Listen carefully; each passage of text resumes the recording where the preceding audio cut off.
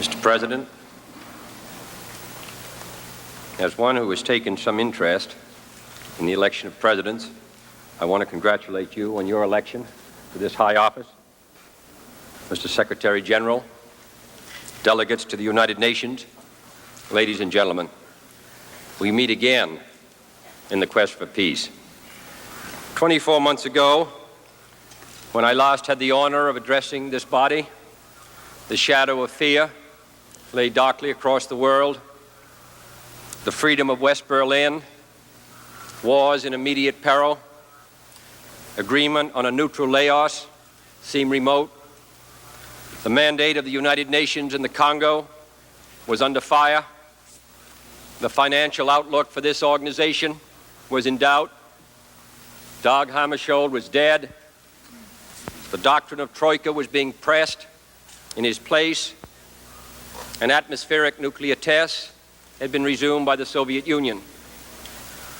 Those were anxious days for mankind, and some men wondered aloud whether this organization could survive.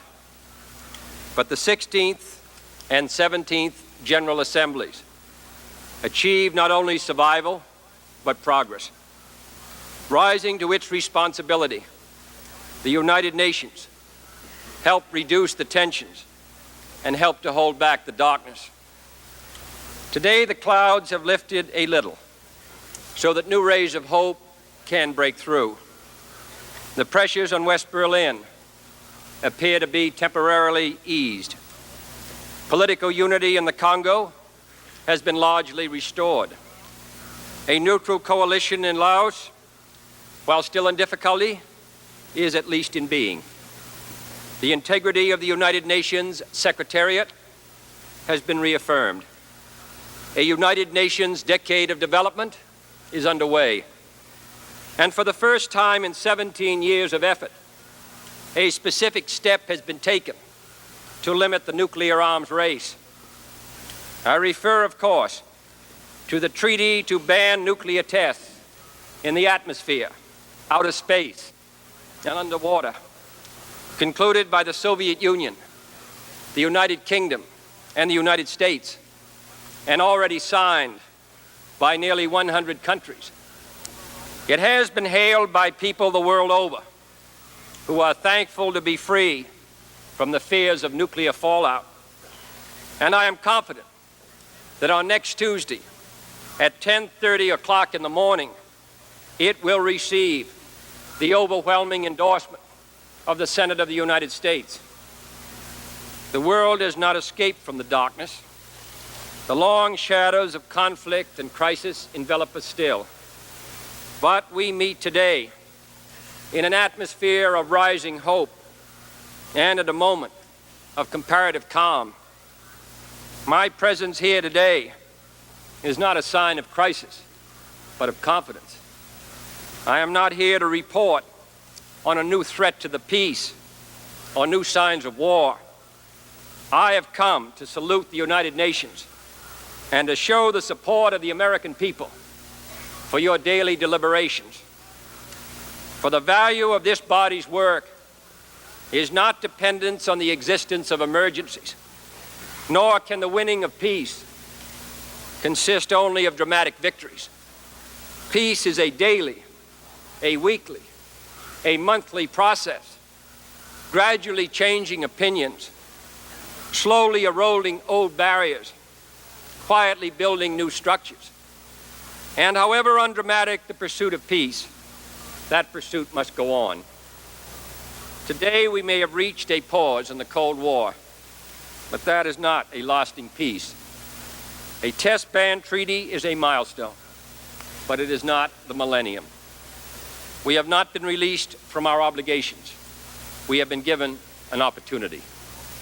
And if we fail to make the most of this moment and this momentum, if we convert our newfound hopes and understandings into new walls and weapons of hostility, if this pause in the Cold War merely leads to its renewal and not its end, then the indictment of posterity will rightly point its finger at us all. But if we can stretch this pause into a period of cooperation. If both sides can now gain new confidence and experience in concrete collaborations for peace, if we can now be as bold and far-sighted in the control of deadly weapons as we have been in their creation, then surely this first small step can be the start of a long and fruitful journey. The task of building the peace lies with the leaders of every nation, large and small. For the great powers have no monopoly on conflict or ambition. The Cold War is not the only expression of tension in this world, and the nuclear race is not the only arms race. Even little wars are dangerous in a nuclear world. The long labor of peace is an undertaking for every nation, and in this effort, none of us can remain unaligned. To this goal, none can be uncommitted. The reduction of global tension must not be an excuse for the narrow pursuit of self-interest. If the Soviet Union and the United States, with all of their global interests and clashing commitments of ideology, and with nuclear weapons still aimed at each other today, can find areas of common interest and agreement, then surely other nations can do the same. Nations caught in regional conflicts, in racial issues, or in the death throes of old colonialism. Chronic disputes which divert precious resources from the needs of the people or drain the energies of both sides serve the interests of no one. And the badge of responsibility in the modern world is a willingness to seek peaceful solutions. It is never too early to try, and it's never too late to talk. And it's high time that many disputes on the agenda of this assembly were taken off the debating schedule and placed on the negotiating table. The fact remains that the United States, as a major nuclear power, does have a special responsibility to the world. It is, in fact, a threefold responsibility. A responsibility to our own citizens, a responsibility to the people of the whole world who are affected by our decisions, and to the next generation of humanity. We believe the Soviet Union also has these special responsibilities, and that those responsibilities require our two nations to concentrate less on our differences and more on the means of resolving them peacefully. For too long, both of us have increased our military budgets, our nuclear stockpiles, and our capacity to destroy all life on this hemisphere, human, animal, vegetable, without any corresponding increase in our security.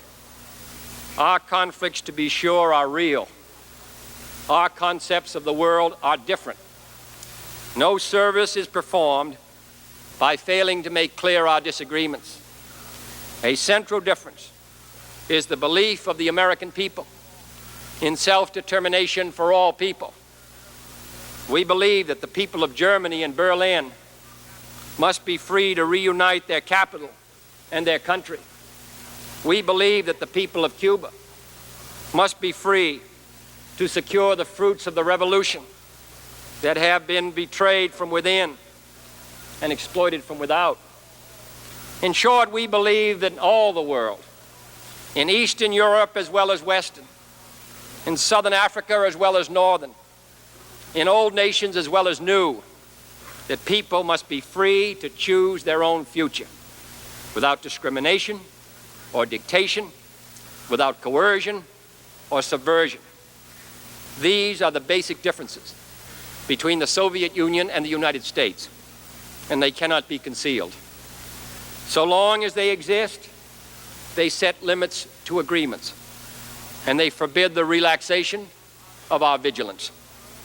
Our defense around the world will be maintained for the protection of freedom, and our determination to safeguard that freedom will measure up to any threat or challenge. But I would say to the leaders of the Soviet Union and to their people that if either of our countries is to be fully secure, we need a much better weapon than the H-bomb, a weapon better than ballistic missiles or nuclear submarines, and that better weapon is peaceful cooperation. We have in recent years agreed on a limited test ban treaty, on an emergency communications link between our capitals, on a statement of principles for disarmament, on an increase in cultural exchange, on cooperation in outer space, on the peaceful exploration of the Antarctic, and on tempering last year's crisis over Cuba. I believe, therefore, that the Soviet Union and the United States, together with their allies, can achieve further agreements, agreements which spring from our mutual interest in avoiding mutual destruction. There can be no doubt about the agenda of further steps. We must continue to seek agreements on measures which prevent war by accident or miscalculation. We must continue to seek agreement on safeguards against surprise attack, including observation posts at key points. We must continue to seek agreement on further measures to curb the nuclear arms race by controlling the transfer of nuclear weapons, converting fissionable materials to peaceful purposes, and banning underground testing with adequate inspection and enforcement. We must continue to seek agreement on a freer flow of information and people from east to west and west to east. We must continue to seek agreement, encouraged by yesterday's affirmative response to this proposal by the Soviet Foreign Minister on an arrangement to keep weapons of mass destruction out of outer space. Let us get our negotiators back to the negotiating table to work out a practicable arrangement to this end. In these and other ways, let us move up the steep and difficult path towards comprehensive disarmament, securing mutual confidence through mutual verification, and building the institutions of peace as we dismantle the engines of war. We must not let failure to agree on all points delay agreements where agreement is possible. And we must not put forward proposals for propaganda purposes. Finally, in a field where the United States and the Soviet Union have a special capacity, in the field of space, there is room for new cooperation, for further joint efforts in the regulation and exploration of space. I include among these possibilities a joint expedition to the moon. Space offers no problems of sovereignty. By resolution of this Assembly, the members of the United Nations have forsworn any claim to territorial rights in outer space or on celestial bodies, and declared that international law and the United Nations Charter will apply. Why, therefore, should man's first flight to the moon be a matter of national competition? Why should the United States and the Soviet Union, in preparing for such expeditions, become involved in immense duplications of research, construction, and expenditure? Surely we should explore whether the scientists and astronauts of our two countries, indeed of all the world, cannot work together in the conquest of space, sending someday in this decade to the moon, not the representatives of a single nation, but the representatives of all of our countries. All these and other new steps towards peaceful cooperation may be possible.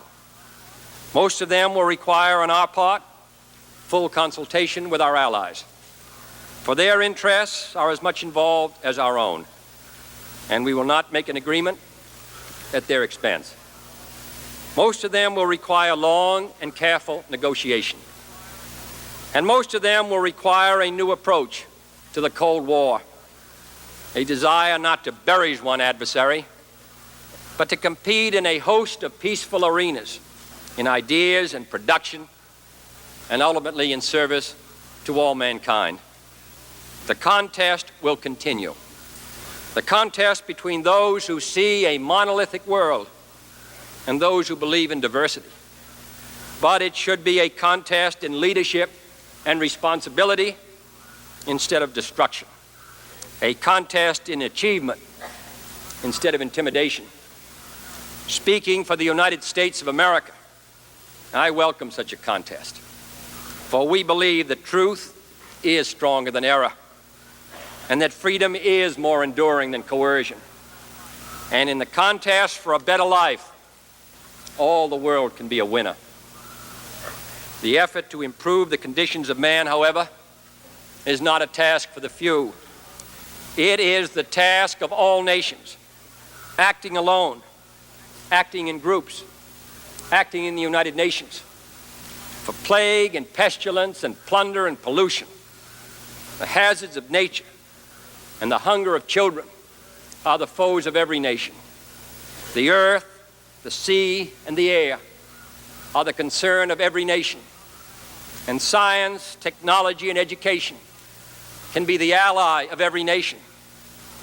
Never before has man had such capacity to control his own environment, to end thirst and hunger, to conquer poverty and disease, to banish illiteracy and massive human misery.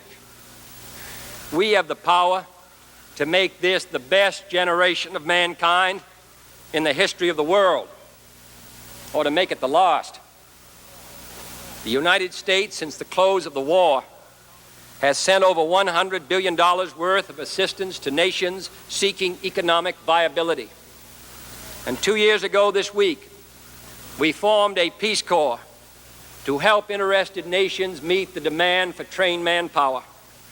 Other industrialized nations whose economies were rebuilt not so long ago with some help from us are now in turn recognizing their responsibility to the less developed nations. The provision of development assistance by individual nations must go on, but the United Nations also must play a larger role in helping bring to all men the fruits of modern science and industry. A United Nations conference on this subject, held earlier this year at Geneva, opened new vistas for the developing countries. Next year, a United Nations conference on trade will consider the needs of these nations for new markets. And more than 4/5 of the entire United Nations system can be found today mobilizing the weapons of science and technology for the United Nations Decade of Development. But more can be done. A World Center for Health Communications under the World Health Organization could warn of epidemics and the adverse effects of certain drugs, as well as transmit the results of new experiments and new discoveries. Regional research centers could advance our common medical knowledge and train new scientists and doctors for new nations. A global system of satellites could provide communication and weather information for all corners of the earth. A worldwide program of conservation could protect the forest and wild game preserves now in danger of extinction for all time, improve the marine harvest of food from our oceans, and prevent the contamination of air and water by industrial as well as nuclear pollution. And finally, a worldwide program of farm productivity and food distribution, similar to our country's Food for Peace program, could now give every child the food he needs. But man does not live by bread alone, and the members of this organization are committed by the Charter to promote and respect human rights. Those rights are not respected when a Buddhist priest is driven from his pagoda, when a synagogue is shut down, when a Protestant church cannot open a mission, when a cardinal is forced into hiding, or when a crowded church service is bombed. The United States of America is opposed to discrimination and persecution on grounds of race and religion anywhere in the world, including our own nation. We are working to right the wrongs of our own country through legislation and administrative action, through moral and legal commitment. This government has launched a determined effort to rid our nation of discrimination, which has existed far too long in education, in housing, in transportation, in employment, in the civil service, in recreation, and in places of public accommodation. And therefore, in this or any other forum, we do not hesitate to condemn racial or religious injustice, whether committed or permitted by friend or foe. I know that some of you have experienced discrimination in this country, but I ask you to believe me when I tell you that this is not the wish of most Americans, that we share your regret and resentment, and that we intend to end such practices for all time to come, not for our visitors, but for our own citizens as well. I hope that not only our nation, but all other multiracial societies will meet these standards of fairness and justice. We are opposed to apartheid and all forms of human oppression. We do not advocate the rights of black Africans in order to drive out white Africans. Our concern is the right of all men to equal protection under the law. And since human rights are indivisible, this body cannot stand aside when those rights are abused and neglected by any member state. New efforts are needed if this Assembly's Declaration of Human Rights, now 15 years old, is to have full meaning. And new means should be found for promoting the free expression and trade of ideas through travel and communication, and through increased exchanges of people and books and broadcasts. For as the world renounces the competition of weapons, competition in ideas must flourish, and that competition must be as full and as fair as possible. The United States delegation will be prepared to suggest to the United Nations initiatives in the pursuit of all these goals. For this is an organization for peace, and peace cannot come without work and without progress. The peacekeeping record of the United Nations has been a proud one, though its tasks are always formidable. We are fortunate to have the skills of our distinguished Secretary General and the brave efforts of those who have been serving the cause of peace in the Congo and the Middle East, in Korea and Kashmir, in West New Guinea and Malaysia. But what the United Nations has done in the past is less important than the tasks for the future. We cannot take its peacekeeping machinery for granted. That machinery must be soundly financed, which it cannot be if some members are allowed to prevent it from meeting its obligations by failing to meet their own. The United Nations must be supported by all those who exercise their franchise here, and its operations must be backed to the end. Too often a project is undertaken in the excitement of a crisis, and then it begins to lose its appeal as the problems drag on and the bills pile up. But we must have the steadfastness to see every enterprise through. It is, for example, most important not to jeopardize the extraordinary United Nations gains in the Congo. The nation which sought this organization's help only 3 years ago has now asked the United Nations presence to remain a little longer. I believe this Assembly should do what is necessary to preserve the gains already made and to protect the new nation in its struggle for progress. Let us complete what we've started. For no man who puts his hand to the plow and looks back, as the scriptures tell us, No man who puts his hand to the plow and looks back is fit for the kingdom of God. I also hope that the recent initiative of several members in preparing standby peace forces for United Nations call will encourage similar commitments by others.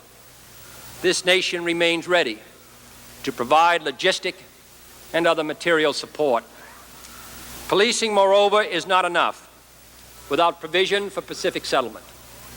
We should increase the resort to special missions of fact-finding and conciliation, make greater use of the International Court of Justice, and accelerate the work of the International Law Commission. The United Nations cannot survive as a static organization. Its obligations are increasing, as well as its size. Its charter must be changed, as well as its customs. The authors of that charter did not intend that it be frozen in perpetuity. The science of weapons and war has made us all, far more than 18 years ago in San Francisco, one world and one human race with one common destiny. In such a world, absolute sovereignty no longer assures us of absolute security. The conventions of peace must pull abreast and then ahead of the inventions of war. The United Nations, building on its successes and learning from its failures, must be developed into a genuine world security system. But peace does not rest in the charters and covenants alone. It lies in the hearts and minds of all people. And if in this world out here, no act, no pact, no treaty, no organization can hope to preserve it without the support and the wholehearted commitment of all people. So let us not rest all our hopes on parchment and on paper. Let us strive to build peace, a desire for peace, a willingness to work for peace in the hearts and minds of all of our people. I believe that we can. And I believe the problems of human destiny are not beyond the reach of human beings. 2 years ago, I told this body that the United States had proposed and was willing to sign a limited test ban treaty. Today, that treaty has been signed. It will not put an end to war. It will not remove basic conflicts. It will not secure freedom for all, but it can be a lever. And Archimedes, in explaining the principles of the lever, was said to have declared to his friends, "Give me a place where I can stand, and I shall move the world." My fellow inhabitants of this planet, let us take our stand here in this assembly of nations, and let us see that if we, in our own time, can move the world to a just and lasting peace,